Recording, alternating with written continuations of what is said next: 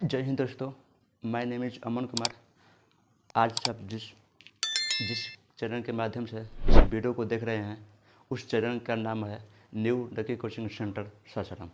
तो आज का टॉपिक है हमारा स्टैटिक संख्यांकी क्लास 10th अध्याय 14। तो स्टैटिक में कुछ कंसेप्ट है, उसको हम आज आप सभी को बताएंगे। इसके बाद में 14.1 में हम जाएंगे। तो यहाँ देखिए, फर्स्ट पॉइंट क्या है? माध्य। फर्स्ट पॉइंट, सेकेंड, थर्ड और फोर्थ, यही चार मेन चीज़ है संख्यांकी में।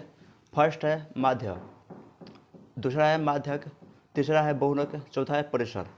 तो आइए हम चारों को बारी बारी से समझते हैं कि देखिए, क्योंकि एग्ज़ाम में जो है कि एक नंबर का जो क्वेश्चन आता है जिसको हम MCQ कहते हैं, तो इन चारों में से 4 से 5 क्वेश्चन आ ही जाता है 50 नंबर में।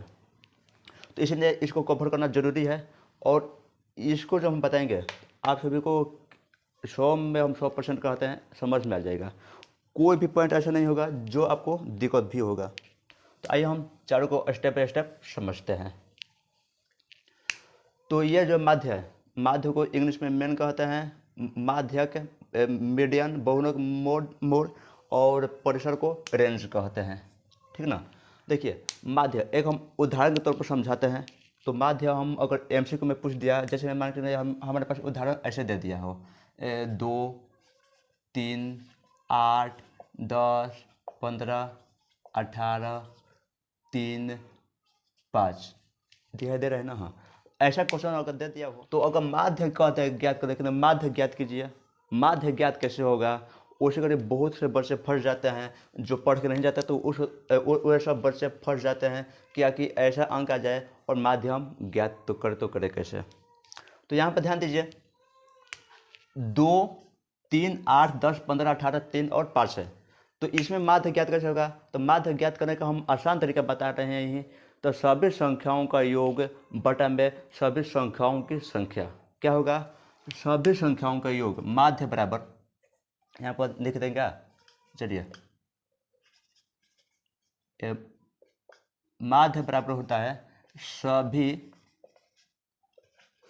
संख्याओं का योग बाटा में होता है सभी संख्याओं का संख्या। देखिए ये संख्याओं है। देखिए कहने का अर्थ यह है यहाँ पे, माध्य जब हम MCQ में ऐसा क्वेश्चन दे दें तो उस समय माध्य ज्ञात कैसे होगा? तो माध्य बराबर होती है सभी संख्याओं के योग बटा में सभी संख्याओं की संख्या। कहने का अर्थ यह है कि जो ये जितना संख्या दिया जाएगा क्वेश्चन में, ये तो क्वेश्चन है आपका, एक तरफ से समझिए, ये क्या है? क्वेश्चन है। ये क्या है? हमारे पास क्वेश्चन दिया हुआ है 2, 3, 8, 10, 15, 18, 3 और 5। तो ऐसा क्वेश्चन दे दिया तो माध्य ज्ञात कैसे होगा जी? तो सभी संख्याओं का योग, तो सभी संख्याओं का जोड़ दीजिए, कितना आता है? 3, 2, 5। जैसे मैं बना दे यहाँ पे, तो 2 + 3 + में 8, 10, 15 प्लस में हो जाएगा 18, प्लस में 3 और प्लस में 5। नीचे क्या है? डिवाइड, ये डिवाइडिंग का चिन्ह है, तो भाग का चिन्ह यहाँ पर नीचे दे दीजिए। तो नीचे क्या दिया है? सभी संख्याओं का संख्या। कहने का क्या है?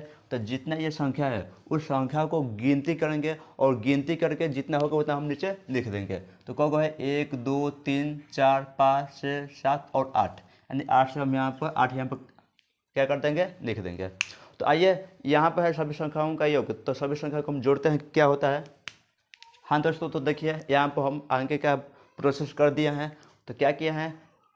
माध्य बराबर सभी संख्याओं का योग बटा में संख्या होता है। तो सभी संख्याओं का योग हमारा 64 आया है।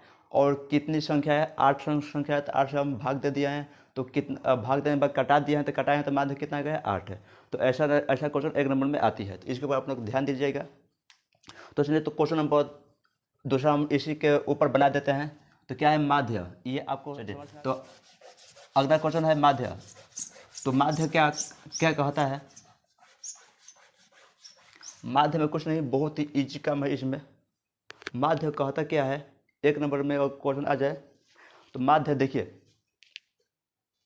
हाँ दोस्तों देखिए, पॉइंट नंबर 2 में क्या है? माध्य। माध्य क्या होता है, तो जो ये संख्या आपको यानी करने करते हैं, जो आपको क्वेश्चन दिया रहेगा उस क्वेश्चन को आप बढ़ते क्रम या घटते क्रम में सजा दीजिए, और उसके बाद जो उसके बीचों बीच जो संख्या रहेगा बीच में, वही हमारा क्या हो जाएगा, माध्य या माध्यिका। माध्य को हम माध्यिका भी कहते हैं या माध्यक भी कहते हैं।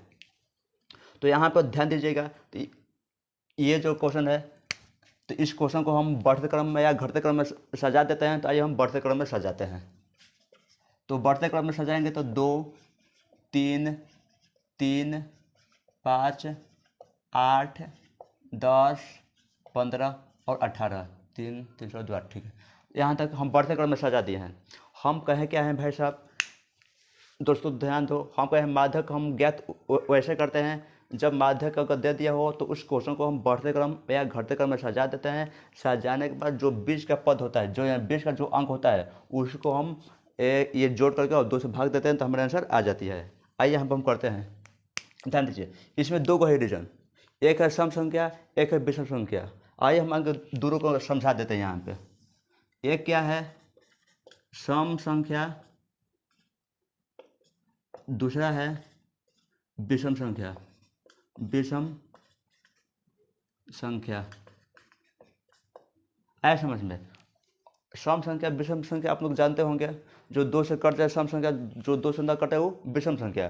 तो कहने का अर्थ यह है, तो सम संख्या विषम संख्या हम क्यों बताए हैं, तो जो ये क्वेश्चन दिया रहेगा उस अंक को आप गिनती कीजिएगा, यानी संख्या को गिनती कीजिएगा, संख्या कितना है। तो संख्या 8 गो है, संख्या को है 8 गो है। तो 8 कौन संख्या है, सम या विषम। तो 8 जो है हमारा सम संख्या है। ऐसे समझ में, अगर ये अंक अगर सम संख्या में हो, यानी कहने का अर्थ है इस अंक को गिनती करने के बाद इसका जो संख्या है अगर सम संख्या में आ जाती है, 8 आ जाए, 10 आ जाए, 12 आ जाए, 14 आ जाए, 16 आ जाए, 18 आ जाए, 20 आ जाए, कोई भी अंक अगर सम संख्या में आ जाता है, तो उस वक्त क्या करते हैं, बीच में जो 2 को मान होता है, बीचों बीच एकदम बीचों बीच है, इधर से 3 काट देंगे, इधर से 3, जितना अंक इधर से काटेंगे, इधर से 3 तो इधर से भी 3 काटेंगे, इधर से 4 तो इधर से भी 4 काटेंगे, और बीच में जो 2 अंक बढ़ जाती है वो सम संख्या में बचता है। तो जो 2 अंक बढ़ जाता है तो उसको क्या कहते हैं, 5 और 8 को जोड़ देते हैं। क्या करते हैं, 5 और 8 को जोड़ के 2 से हम भाग दे देते हैं। तो 8 5 13, 13 बटा में 2, तो कितना आ जाएगा आंसर, 6.5 है। यह हमारा क्या हो जाएगा, माध्यक। माध्यक तो हुआ, या इसको माध्यिका कहिए, ये हुआ बस यही है, लेकिन कब हुआ, सम संख्या में। सम संख्या में हुआ ना, तो सम संख्या में ऐसा प्रोसेस होता है कि बराबर अंक इधर से काट दीजिए, बराबर अंक इधर से काट दीजिए, और बीच का जो 2 अंक बढ़ जाता है उसको आप क्या कीजिए, जोड़ दीजिए, जोड़ के 2 से भाग दे दीजिए। भाग देने के बाद जो आंसर आएगा वही हमारा माध्यक हो जाएगा। लेकिन कहने का अर्थ यह है, अगर ये विषम संख्या में देते हैं, आप सभी को हम बता दिए सम संख्या विषम नहीं बताएंगे तो कहिएगा तो विषम संख्या में क्वेश्चन आ गया, हम बनाए तो बनाए कैसे। तो जैसे मैं मान के यहाँ पे कोई एक अंक और ऐड कर दिया है, हमको मान के चलिए 8 ऐड कर दिया है, क्या ऐड कर दिया है यहाँ पे 8, कोई भी अंक ऐड कर दिया हो, तो अब इसको गिनती कीजिएगा, 1 2 3 4 5 6 7 8 9, कितना अंक है भाई, 9। अब 9 बताइए, 9 कौन संख्या है, सम संख्या है या विषम संख्या। 9 जो है विषम संख्या है, यानी 9 को हम कहाँ लिख देंगे, यहाँ पे। अब बताइए, तो इसका प्रोसेस जो है कुछ और दूसरा प्रोसेस बनाने का जो इसका नियम है दूसरा। ये तो आपको समझ में आ गया होगा सम संख्या पर। आइए थोड़ा विषम संख्या को बता देते हैं। जैसे मान के हम क्या कहें, अभी हम क्या रखें, 8 है, यानी हम 5 8 और 8, यानी 8 2 का गया ना, एक 8 यहाँ पे, एक 8 यहाँ पे, तो दोनों 8 को यहाँ पर कर दिया है। अब क्या होता है, ये विषम संख्या में है, क्योंकि ये संख्या जो हम गिनती किए हैं तो 9 आया है, 9 जो है विषम संख्या है। तो विषम संख्या में क्या होता है, सबसे आसान इजी विषम संख्या ही है, सम संख्या से बेहतर विषम संख्या ईजी है। तो बराबर अंक इधर अंक संख्या गिन लीजिए, 9 को है, तो 9 को हम जानते हैं, 4 को इधर से काटेंगे, 4 को इधर से काटेंगे, तो बीच में एक अंक बढ़ जाएगा। आ रहा समझ में, हम पता है जब भी काटेंगे तो बराबर बराबर भागों में बांटेंगे उसको। तो 4 अंक इधर से काट दिए, 4 अंक इधर से काट दिए, तो बीच में एक अंक बच गया, और जो अंक बचेगा यहाँ पर जो अंक रहेगा बीचों बीच, वही हमारा क्या हो जाएगा आंसर, यानी वही हमारा क्या हो जाएगा माध्यिका या माध्यक कही है। तो 8 हमारा क्या हो जाएगा माध्यक है। तो बताइए कितना ईजी है, सम संख्या के तुलना में विषम संख्या जो है बहुत ही इजी होता है। क्यों? क्योंकि इसमें जोड़ते भी नहीं है, 2 से भाग भी नहीं देते हैं। क्यों? काट दीजिए, बीचों बीच जो अंक आ जाएगा वही हमारा आंसर हो जाती है। लेकिन सम संख्या में थोड़ा सा काम को आगे बढ़ाया जाता है। तो दोस्तों हम क्या बता रहे थे अभी? तो सम संख्या की तुलना में विषम संख्या बहुत ही आसान है। क्यों? क्योंकि विषम संख्या में होता क्या है कि इधर से 4 काट दीजिए, इधर से 4 काट दीजिए, बराबर अंक, और बीच में का जो है वो हमारा आंसर हो जाता है। आई होप यहाँ तक आपको समझ। आइए पॉइंट नंबर हम 3 में आते हैं। 3 में क्या है? बहुलक के। तो ये उससे भी आसान, सबसे आसान यही है। क्यों? क्योंकि इसमें होता क्या है, यदि हम इसी क्वेश्चन को बनाते हैं, इसमें क्या होता है, जो क्वेश्चन करने का अर्थ यह है, जो क्वेश्चन अधिक बार रिपीट किया हो, रिपीट करते हैं तो अधिक बार उस क्वेश्चन के अंदर आया हो, यानी देखिए जो अंक अधिक बार इस क्वेश्चन के अंदर आया हो वही हमारा क्या होता है? बहुलक। ये पहचानने का तरीका होता है। तो कैसे होगा? ध्यान दीजिए। यहाँ पे हम देखते हैं कौन ऐसा अंक है जो इस क्वेश्चन के अंदर बहुत बार रिपीट करना, यानी 1 से अधिक बार, यानी सभी संख्या से अधिक बार रिपीट किया हो। तो हम देख रहे हैं तो 3 एक ऐसा संख्या है जो 2 बार आया है, बाकी सब संख्या 1 बार आया है। तो 3 कितने बार आया है? 2। और तो जिसका रिपीट किया हुआ संख्या अधिक होगा, जो संख्या अधिक बार आया होगा वही हमारा क्या होगा? बहुलक। आया समझ में? तो यहाँ पर हो जाएगा हमारा 3 आंसर। मान के अगर क्वेश्चन चेंज कर दिया जाए, अगर यहाँ से 3 हटा के यहाँ पर 5 कर दिया जाए, तो 5 का संख्या 2 बार हो गया, तो आंसर क्या हो जाएगा? 5। यहाँ तक आप ये मत सोचेगा कि मान के चलिए 3 हुआ तो 5 हुआ। तो हम यही बताना चाहेंगे कि जो क्वेश्चन जो अंक 1 बार से अधिक बार आया हो, या सभी अंकों की तुलना में सभी अंकों की तुलना में सबसे अधिक बार आया हो, वही हमारा क्या होता है? बहुलक। ठीक है, आगे होगा। चौथा पॉइंट है परिसर। परिसर क्या है? परिसर बराबर होता है उच्च सीमा माइनस निम्न सीमा। कहने का अर्थ यह है, ये जो क्वेश्चन है, इस क्वेश्चन के अंदर जो सबसे बड़ा अंक होगा और जो सबसे छोटा अंक होगा, उन दोनों का अंतर का क्या कहलाता है? परिसर। आया समझ में? आई होप समझ में आ गया होगा। तो देखिए हम देखते हैं, सबसे बड़ा अंक 18 है, तो 18 यहाँ पर लिख देंगे, और सबसे छोटा अंक 2 है, तो दोनों का हम क्या कहे हैं? अंतर। और अंतर क्या हो जाएगा भाई? 16। यही हमारा क्या हो जाएगा? परिसर। यहाँ तक समझ में आ गया होगा। इसको इंग्लिश में रेंज कहते हैं। तो दोनों का अंतर क्या कहते हैं? परिसर। तो आई होप यहाँ तक आपको समझ में आ गया होगा।